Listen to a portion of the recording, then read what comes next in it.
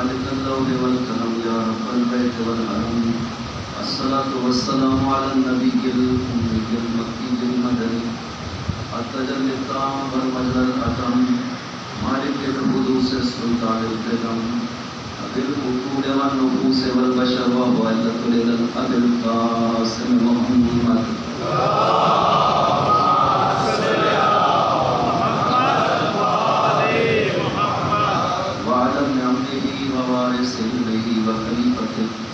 سید الاولیاء والوصیین امیر المؤمنین علی بن ابی طالب وعلى السیدة المعصومة الجلیلہ التي هي جوہرة القدس من الكنز الخفی فقد قابلت تالیات الاحروف وقائمة الغرب والمواقعہ سیما بقیت اللہ العظم العظیم روح له الفداء وارواح العالمین ولعنة الله على أعدائهم أجمعين أما بعد بسم الله الرحمن الرحيم ومن حاجك فيه من بعد ما جاءك من العلم فقل تعالوا ندعو أبناءنا وأبناءكم ونساءنا ونساءكم وأنفسنا وأنفسكم ثم نبتهل فنجعل لعنة الله على الكاذبين صدق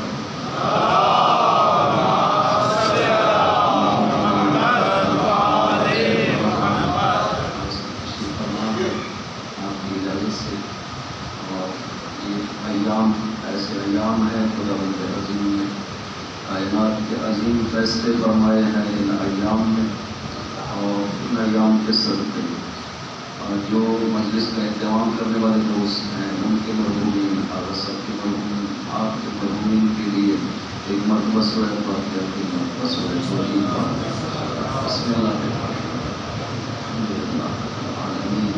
الرحمن الرحیم إياك نعبد وإياك نستعين اهدنا الصراط المستقيم صراط الذين أنعمت عليهم غير المغضوب عليهم ولا الضالين بسم الله الرحمن الرحيم قل هو الله أحد الله الصمد لم يلد ولم يولد ولم يكن له كفوا أحد بسم الله الرحمن الرحيم قل هو الله أحد الله الصمد لم يلد ولم يولد ولم يكن له بسم الله الرحمن الرحيم قل هو الله احد الله الصمد لم يلد ولم يولد ولم يكن له كفوا احد اللهم اهدنا الزهراء وابيها وبعدها وبنيها اغفر للمؤمنين والمؤمنات والمسلمين والمسلمات خصوصا من المسلمين والمسلمات برحمتك ورحمتك يا ارحم الراحمين صلوات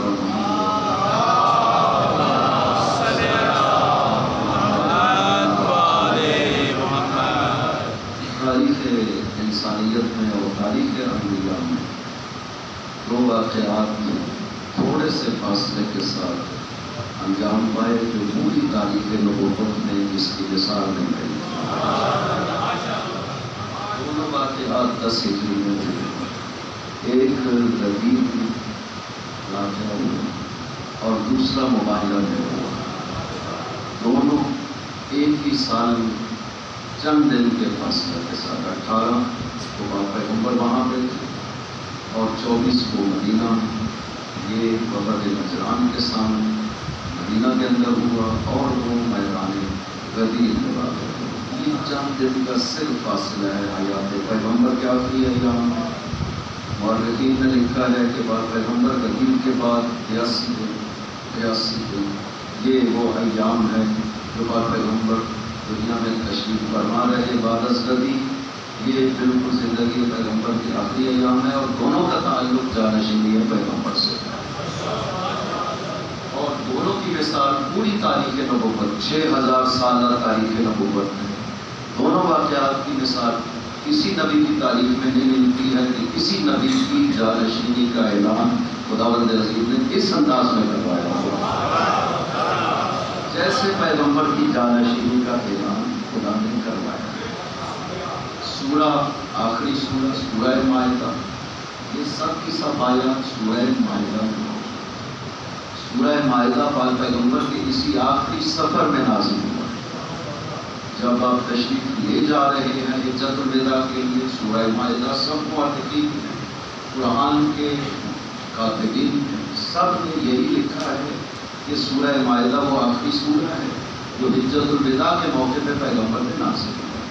سورہ مائدہ میں خداوند عظیم نے یہ سب آیتیں نازل کی ہیں جس کی ابتدا ہی اسی کتاب سے ہوئی ہے، یا ایھا الذین آمنوا اوفوا بالعقود، ایمان والو جو خدا سے عہد و پیمان باندھا ہے اسے پورا کرو۔ اسی سورہ میں خداوند عظیم نے یہودیوں کا تذکرہ کیا ہے، عیسائیوں کا تذکرہ کیا ہے کہ انہوں نے جو خدا سے عہد و پیمان باندھے تھے اسے توڑ دیا تھا۔ فَبِمَا نَقْضِهِم مِّيثَاقَهُمْ لَعَنَّاهُمْ، انہوں نے چونکہ ہمارے میثاقوں کو توڑا ہے ہم نے ان کے اوپر لعنت کی ہے۔ خدا اس کا مطلب ہے خدا نے میثاق بھی بیان کر دیا ہے، میثاق کے حوالے سے ذمہ داری بھی بیان کر دی ہے۔ سورہ مائدہ کی 7 نمبر آیت میں خداوند عظیم نے ذمہ داری کو بیان کیا ہے کہ یہ ہمارا میثاق ہے آپ کے ساتھ، یا ایھا الذین آمنوا کہہ کر کے سورہ کی کتاب ہوا ہے، ابتدا ہوا ہے۔ یہ سب کے سب خطاب جو ہے وہ مؤمنین کو ہے، صاحبان ایمان کو ہے۔ خدا فرماتا ہے ایمان والو اذکروا نعمت اللہ علیکم، اے ایمان والو خدا کی اب خاص نعمت جو تم پہ اس نے کی ہے اسے یاد رکھنا۔ نعمت کو نہیں کہا، ساری نعمتوں کو نہیں کہا کہ خدا کی ساری نعمتوں کو یاد کرنا، اس نے کہا نہیں، وہ جو ایک معروف معین گری نعمت ہے نہ اسے یاد رکھنا۔ یا ایھا الذین آمنوا اذکروا نعمت اللہ علیکم ومیثاقہ الذی واثقکم بہ، اور اس میثاق کو بھی یاد رکھنا جو خدا نے بڑے محکم طریقے سے تمہارے ساتھ باندھا ہے۔ خدا یاد رکھنے کی بات کر رہا ہے، نہ اس وعدے کو بھولنا جو خدا سے کیا ہے، نہ اس وعدے کو توڑنا جو خدا سے کیا ہے، نہ اس نعمت کو بھولنا جو خداوند عظیم نے آپ پر کی ہے۔ اور خدا نے اس نعمت کو ذکر بھی کیا ہے جب نعمت تمام ہو گئی، فرمایا بھی الیوم اکملت لکم دینکم واتممت علیکم نعمتی ورضیت لکم الاسلام دینا۔ آج نعمت مکمل ہو گئی میری طرف سے، لہذا اسی سورہ میں خداوند عظیم یہ سب باتیں کہہ رہا ہے۔ لہذا یہ سورہ سورہ ولایت ہے در حقیقت، جس میں خدا نے جانشینی پیغمبر کو مختلف انداز میں بار بار ذکر کیا ہے، اور اس جانشینی کے انکار کی جو سزا ہے وہ بھی ذکر کی ہے، اور اس میثاق میں جو ہماری ذمہ داری ہے وہ بھی بیان کیا ہے۔ کہا ہے اذکروا نعمت اللہ علیکم ومیثاقہ الذی، اسے مسلسل یاد کرتے رہنا، کوئی بھلانا بھی چاہے گا تو تم اسے بھلانے نہ دینا ہے۔ ہماری ذمہ داری ہے، خدا نے واجب قرار دیا ہے۔ اذکروا نعمت اللہ علیکم، واجب ہے تمہارے اوپر اس کا ذکر کرنا، مسلسل ذکر کرنا تاکہ اسے بھلایا نہ جا سکے۔ اس لیے کہ غدیر ہی وہ مقصد ہے کہ جس کے ذریعہ سے رسالت انبیاء کو بقا حاصل ہو۔ غدیر ہی وہ مقام ہے جہاں پہ رسالت کی بقا کی ضمان حاصل ہوتی ہے۔ اسی واسطے اتنا زیادہ اہتمام کیا ہے۔ یہ اب جو قرآن میں آیتیں تو بہت سی ہیں، حدیث کے لحاظ سے بھی مقام غدیر جو ہے بہت زیادہ معروف ہے، بہت زیادہ مسلمات میں سے ہے کہ انکار کرنا اس کا ممکن نہیں ہو سکتا۔ حتیٰ حافظ ابن حجر اسقلانی کہتا ہے کہ متن متواتر، یہ حدیث غدیر کا متن متواتر ہے، اتیقن ان رسول اللہ قال، مجھے یقین ہے کہ پیغمبر نے یہ فرمایا۔ یہ حافظ ابن حجر اسقلانی کہہ رہا، مجھے یقین ہے۔ جناب ناصر الدین البانی، جب ابن تیمیہ نے کہا کہ پہلا حصہ حدیث کا ضعیف ہے، ان کنت مولا علی و مولا، یہ ضعیف ہے، اور دوسرا حصہ اللہم والی من والا وعاد من عادہ وانصر من نصرہ واکسر من خذلہ، اس کو ابن تیمیہ کہتا ہے کذب و افتراء، یہ جھوٹ ہے، بالکل بنایا گیا۔ ناصر الدین البانی نے بڑا خوبصورت جواب دیا ہے ابن تیمیہ کو، اس نے کہا والحدیث بلا شطرہ صحیح، حدیث اپنے دونوں حصوں کے ساتھ صحیح ہے۔ ابن تیمیہ نے لگتا ہے کہ سندے دیکھی نہیں ہے اس لیے صحیح کہہ دیا تھا۔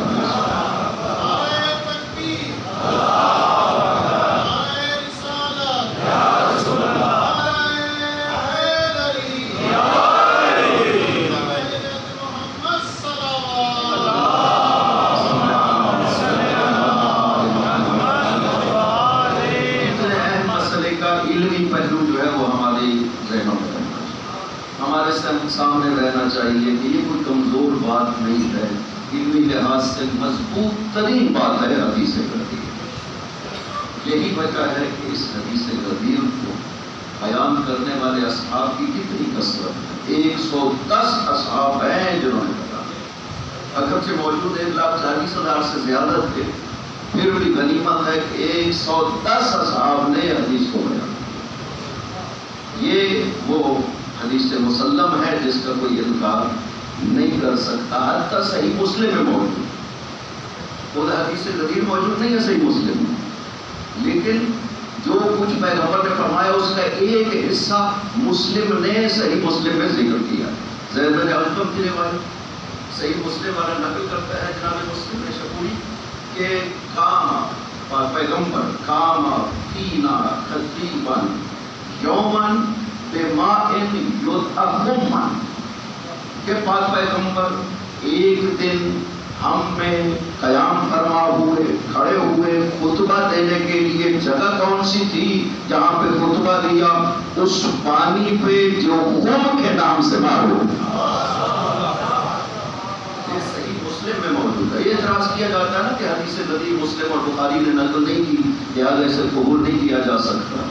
مسلم نے ذکر کیا ہے کہ پاک پیغمبر نے خطبہ دیا ہے، اور اس حدیث کا ایک حصہ ہے حدیث ثقل ہے، شروع اسی سے کیا ہے کہ طرف بھی تم ثقل ہے کے بابا میں پہلے جملے میں ارشاد فرمائے لوگوں اوشک ان ادعا فاجیب، ان قریب مجھے خدا کی طرف سے بلاوا آنے والا ہے اور میں خدا کی آواز پہ لبیک کہہ رہا ہوں۔ یہ جملہ کہہ کر یعنی میری زندگی کی آپ کی ہے، میں تمہیں بیان کرنا چاہتا ہوں انی طارق فیکم ثقل ہے، میں تو ثقل آپ کے بیچ میں چھوڑے جا رہا ہوں۔ یہ وہ حدیث کا حصہ ہے جو مسلم نے نقل کیا۔ اس کے بعد دوسرا حصہ ہے جس میں پیغمبر نے فرمایا الست اولی بکم من انفسکم، اور پھر انتم تو مولا ہو فہذا علی المولا۔ یہ جملہ اس حدیث کا دوسرا حصہ ہے جو جناب مسلم نے نقل نہیں کیا۔ حاکم نے مستدرک میں یہ پوری حدیث ملا کر کے نقل کی ہے، لہذا محدثین نے تھوڑی سی جو ڈنڈی ماری ہے وہ بھی ہمارے سامنے رکھنا چاہیے۔ مسلم نے ایک حصہ نقل کر دیا حدیث غدیر کا، یہ کہہ کر کے کہ غدیر قوم پہ پاک پیغمبر نے، اور عجیب بات غدیر قوم کے لیے مسلم کہتا ہے کہ فحمد اللہ وذکر اللہ ووعظ، پاک پیغمبر نے جو خطبہ ارشاد فرمایا، کیونکہ خطبہ اور حدیث میں فرق یہی ہے کہ حدیث 170 270 370 کی ہوتی ہے، خطبہ ہوتا ہے کہ جس میں مفصل گفتگو کی جاتی ہے۔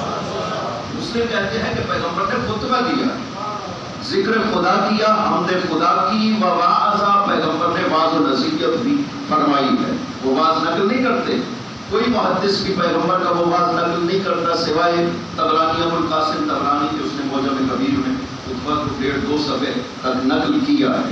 ابو داؤد نے اور زیادتی کی اپنی سنن میں، وہ کہتا ہے کہ پاک پیغمبر نے غدیر قوم پہ جو خطبہ دیا اس میں ہے حمد اللہ وقال اما بعد۔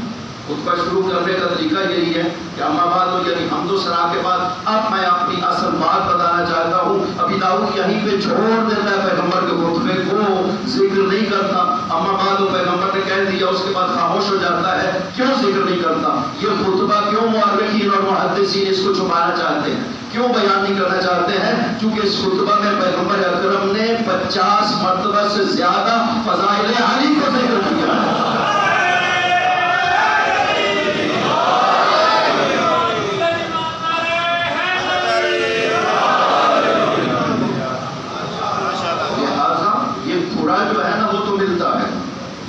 محدثین نے یہ تو کہا ہے کہ غدیر قوم پہ پیغمبر کا خطبہ دیا، اور محدثین اور مسلمانوں یہ پیغمبر کا آخری خطبہ ہے حیات طیبہ۔ اتنا قومیں محنت کرتی ہیں اپنے نبی کی آخری باتوں کو محفوظ رکھنے کی، آج پیغمبر کی آخری باتیں محفوظ نہیں رکھی گئی ہیں۔ یہ خطبہ دیا، واعظ و نصیحت کی، حمد و ثنا کی، اس خطبے کو ذکر نہیں کرتے ہیں، صرف کہتے ہیں ہاں خطبہ دیا، اما بعدوں تک آتے ہیں، اما بعدوں کہہ دیا، پھر نہیں ذکر کرتے کہ پیغمبر کیا فرمانا چاہتے ہیں۔ وہ بھی اس جگہ پر صحرا تپتا ہوا صحرا، گرمی بلا کی، پاک پیغمبر ایک اتنے عظیم قافلے کو جس کی مثال آج بھی تاریخ انسانیت میں نہیں ملتی کہ کوئی 1,40,000 افراد کا قافلہ لے کر کے چلے اور پھر اس کو صحرا میں روک لے اور پھر خطبہ ارشاد فرمائے. آج بھی تاریخ انسانیت کتنی ترقی کر گئی ہے، کتنے وسائل زیادہ ہو گئے، لیکن آج بھی اس کے مثال نہیں ملتی ہے جو کام پیغمبر. اور نبیوں کی تاریخ میں تو یہ مثال ہے ہی نہیں کہ نبیوں کے جانشین کا اعلان اس انداز میں کروایا. اسی وجہ سے یہ جو حضرت کی حدیث ہے امام صادق علیہ السلام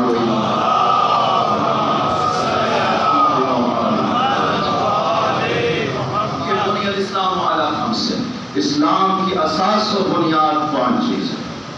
الصلاۃ والزکاۃ والصوم والحج والولایہ. اور اگلے جملے میں ارشاد فرمایا ولم ینادى بشیء کما نودی بالولایہ. ہر چیز کو بیان کیا ہے پیغمبر. نماز بھی بیان کی، روزہ بھی بیان کیا، زکات بھی بیان کی، احکام شریعت سب کے سب پیغمبر نے بیان کیا ہے. لیکن کسی فریضہ کو اس طرح بیان نہیں کیا ہے جیسے پیغمبر نے غدیر کو بیان کیا.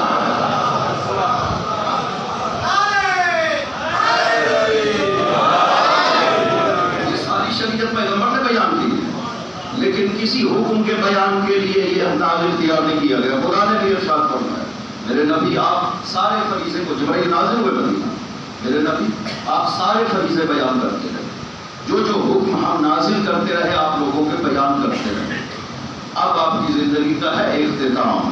اب جو آخری فریضہ لوگوں پہ بچا ہے نا، ایک حج بچا ہے اور ایک ولایت بچی ہے.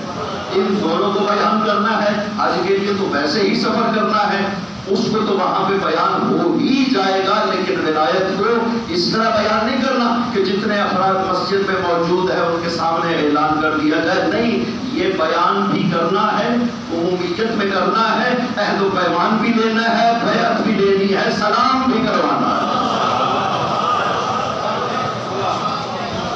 اور یہ بات حضرت فرما رہے ہیں وَلَمْ يُنَادَ بِشَيْءٍ كَمَا نُودِيَ بِالْوِلَایَةِ.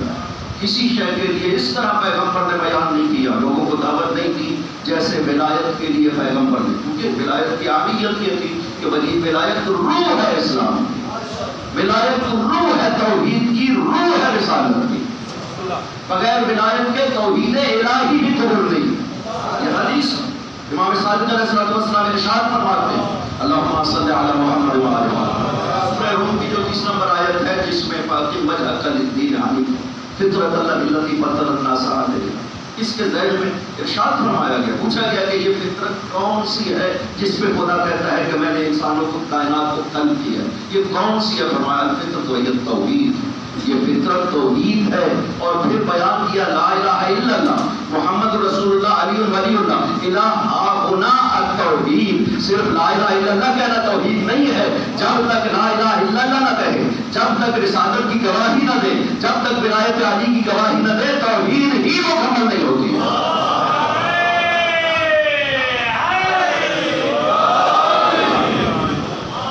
لہذا کوئی چیز قابل قبول نہیں ہے جب تک ولایت. اس واسطے حکم ہوا کہ ولایت کو ایسے بیان کرو تاکہ کسی کو شک و شبہ نہ رہے. اعلان ہو گیا پیغمبر کی طرف سے. یہ میں کیونکہ وہاں پہ تفصیل سے بیان کر چکا ہوں، یہ منظر ہے تو اشارہ. تو اعلان ہو گیا کہ پیغمبر اپنی زندگی کا آخری حج کرنے والے ہیں، سب لوگ شامل ہوں. نقابچی بھیج دیے گئے اطراف مدینہ میں اعلان کرو، قبیلوں میں جا کر کے اعلان کرو.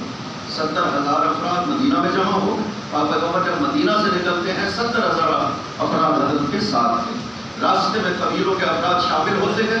جب مکہ پہنچتے ہیں تو 1,24,000 افراد تھے. اس سفر کی ایک ایک تفصیل ذکر کی گئی ہے تعلیم کہ کس دن سے پہلا پڑاؤ کہاں پہ کی، وہاں سے کتنے بجے نکلے، اگلی منزل اس کو بیان کیا، اگلی رات کہاں پہ آئی. یہ 25 قادہ کو نکل کے بعد پیغمبر 5 ذی الحجہ کو 10 دن کا سفر طے کر کے مکہ پہنچتے ہیں. ادھر مولا علی چونکہ یمن تشریف لے گئے تھے. یہ سفر جو حضرت کا یمن کا ہے یہ جبایت الاموال والاخماس والزکوات. یہ سفر خصوصیت کے ساتھ حضرت امیر کا زکات، خمس اور اموال اکٹھا کرنے کے لیے تھا. یہ جنگ والا سفر نہیں تھا. ایک اور سفر 8 ہجری میں مولا امیر نے کیا تھا. یہ غدیر کے اعلان میں بچنے کے لیے، چونکہ حدیث کا تو انکار نہیں کر سکتے، معنی کے انکار کے لیے وہ کہتے ہیں کہ مولا علی یمن گئے تھے. وہاں پہ ایک مسئلہ پیش ہوا تھا. کچھ اصحاب نے آ کر کے مولا علی کی شکایت کی تھی پیغمبر اکرم سے، لہذا پاک پیغمبر نے لوگوں کو کہا کہ تم علی سے محبت کرنا، یہ اس جھگڑے کو ختم کرنے کے لیے۔ حالانکہ وہ بات ہے 8 ہجری کی، اور وہ بندہ بھی مدینے آیا تھا شکایت کرنے، بریدہ اسلمی، بریدہ ابن قصیب اسلمی، اس کو بھیجا وہاں کا جو سالار تھا دوسرے لشکر کا، وہ بھی دشمن تھا مولا امیر کا، اور یہ بریدہ بھی دشمن تھا۔ اس نے خود کہا ہے کہ میری اور اس کی مناسبت جو ہے وہ بغض علی تھا، لہذا اس نے مجھے یہ خط دے کر کے بھیجا کہ جاؤ علی کے حوالے سے پیغمبر کو شکایت لگا کہ علی نے یہ کیا۔ وہ آیا بریدہ، مدینہ کی بات ہے، صاف حدیثوں میں لکھا ہے کہ اس نے دروازہ پیغمبر پہ کچھ اصحاب کھڑے تھے اور پوچھا کہ بریدہ تم جلدی کیوں آ گئے لشکر سے؟ اس نے کہا مجھے بھیجا گیا ہے علی کے حوالے سے پیغمبر کو شکایت لگانے کے لیے۔ انہوں نے کہا لگاؤ لگاؤ، یہ شکایت لگاؤ گے نا تو علی پیغمبر کی آنکھوں سے گر جائیں گے۔ یہ انہوں نے بھی مشورہ دیا جو وہاں پہ موجود تھے، یہ باتیں کر رہے، آواز پیغمبر کے کانوں میں پہنچی، اندر تشریف لائے حجرہ سے باہر، غضب کے آثار چہرہ پیغمبر سے۔ ما بال اقوام ينتقصون من علی، اور کیا ہو گیا ہے تمہیں، او قوم والو تم علی کا نقص کیوں کرتے ہو؟ تم جانتے نہیں ہو انہ منی وانا منکم، انہ ولیکم بعدی، علی مجھ سے ہے میں علی سے ہوں، علی تمہارا ولی ہے بعد پیغمبر۔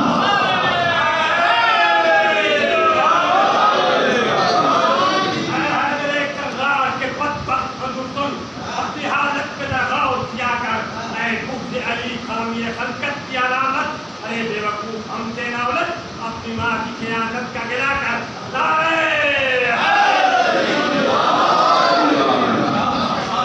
اور یہ حدیث بھی صحیح ترین حدیث ہے، اس کا کوئی انکار نہیں کر سکتا۔ حاکم نے صحیح کہا اور ذاہبی نے تلخیص المستدرک میں بھی حدیث کو صحیح کہا، باقی سارے محدثین نے کہا کہ حدیث ہے صحیح۔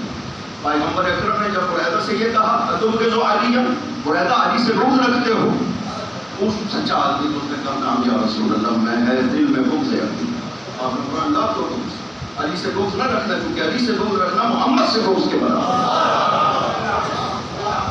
بریدہ نے کہا یا رسول اللہ، آج کے بعد بریدہ علی سے بغض نہیں کرے گا، یا رسول اللہ آج بڑھائیے، بریدہ آپ کی دوبارہ بیعت کرنا چاہتا ہے۔ اس کا مطلب ہے کہ پہلی بیعت جو صرف رسالت کی بیعت تھی وہ قدم ہو گئی، جب تک ولایت علی شامل نہ ہوئی، ولایت کی قبول کرنی پڑے گی بیعت رسول کی۔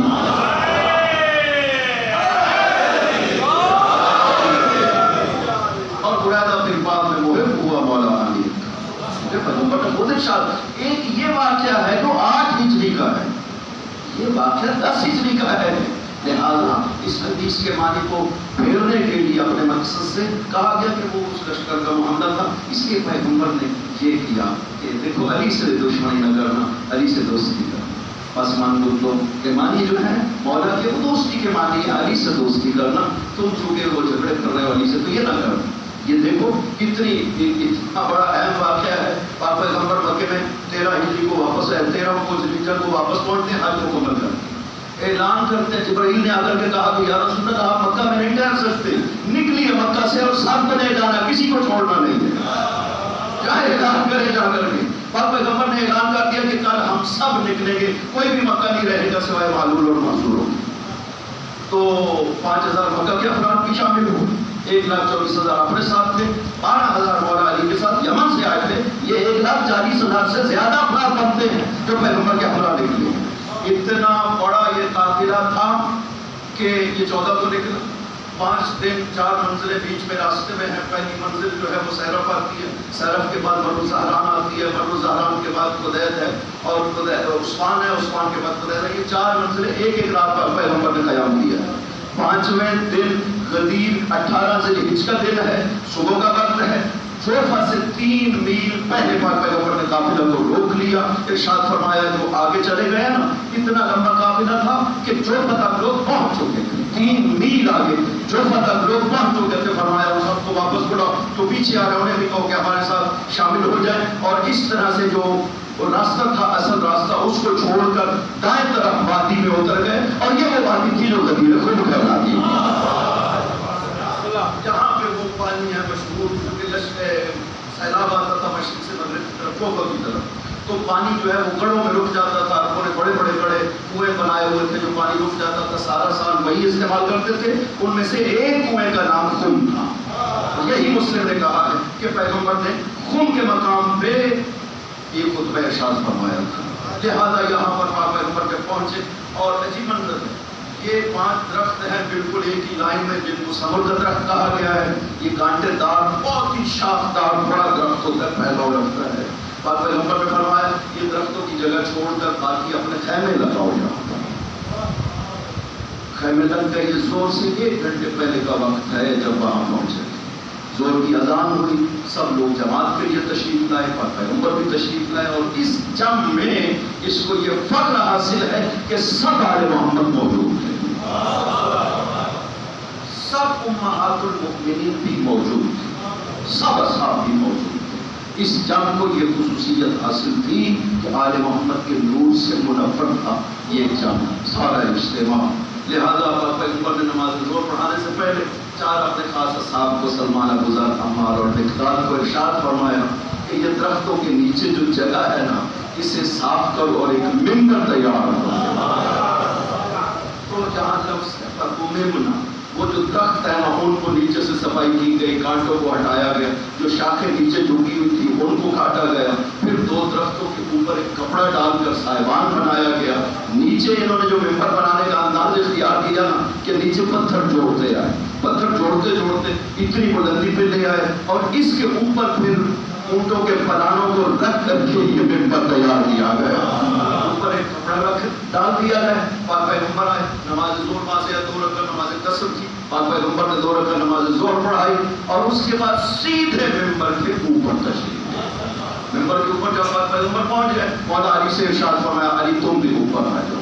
علی ایک سیڑھی پاک پیغمبر کی جگہ سے نیچے کھڑے ہو گئے. اس طرف دائیں طرف مولا علی کھڑے تھے. مولا علی کے بائیں کندھے پہ پاک پیغمبر نے اپنا دایاں ہاتھ رکھا اور اس کے بعد اپنے خطبے کو شروع کیا. 1 گھنٹہ پاک پیغمبر نے ارشاد فرمایا. 11 فصلوں پہ مشتمل ہے یہ خطبہ. پہلی فصل پہ حمد و ثنا الہی، دوسری فصل میں خدا کی ربوبیت کا اقرار کی. بارے الہ میں تیری ربوبیت کا اقرار کرتا ہوں، اپنے نفس پہ تیری ربوبیت کا اقرار. میں تیرا بندہ ہوں، میں تیرے احکام کی بجا آوری کرتا ہوں. جو تو حکم دیتا میں پہنچاتا ہوں، جس سے تو روکتا ہے میں رک جاتا ہوں. یہ دوسرے حصے میں.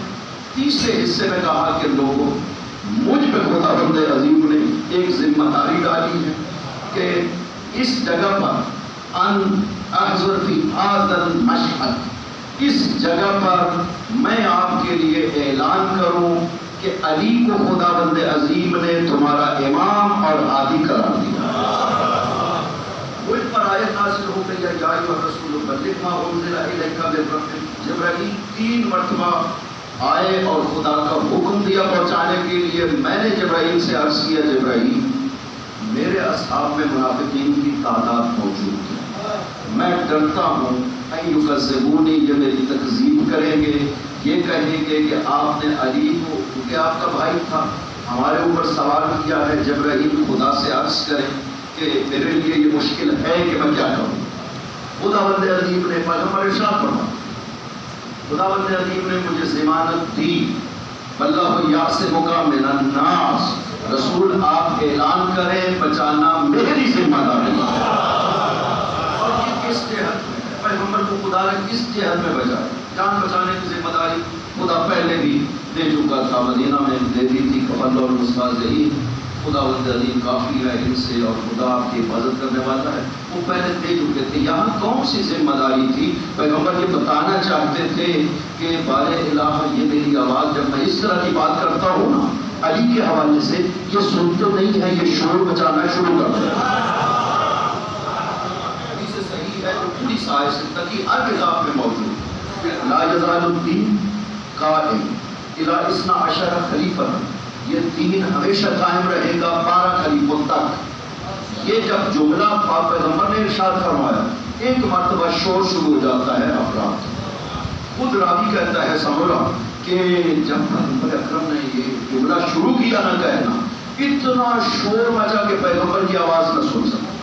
والناس یقومون ویجلسون، عادت یہ تھی اٹھتے تھے بیٹھتے تھے، شور اتنا ہوا کہ پیغمبر کی آواز دب گئی. میرا چچا ایک روایت اور میرا باپ دوسری روایت میں کہا کہ میرا باپ آگے بیٹھا ہوا تھا پیغمبر کے ساتھ. میں نے بعد میں باپ سے پوچھا کہ جملہ اگلا کیا تھا جو پیغمبر نے فرمایا. شور اتنا مچا کہ میں نہیں سمجھ سکا. باپ نے کہا کہ پیغمبر نے فرمایا کلہم من قریش، یہ 12 کے 12 خلیفے قریش سے ہوں گے. یہ جملہ تھا جو شور میں جتنی مرتبہ یہ روایت جہاں جہاں پہ بیان، ایک جگہ پہ بیان نہیں ہوئی ہے، جتنی مرتبہ جہاں جہاں پہ مسجد میں بیان کی، مسجد نبوی وہاں پہ بھی یہی حال ہوا، مکہ میں بیان کی وہاں پہ بھی یہی حال، جہاں جہاں پیغمبر نے یہ روایت بیان کی یہی حال ہوا. اتنا شور مچتا تھا کہ پیغمبر کی آواز نہیں سنائی دیتی تھی. وہ حضرت عرض کرتے ہیں خداوند سے، خدا بندہ مجھے بیان نہیں کرنے دیتے ہیں، یہ شور مچاتے ہیں، میری آواز دب جاتی ہے. خدا نے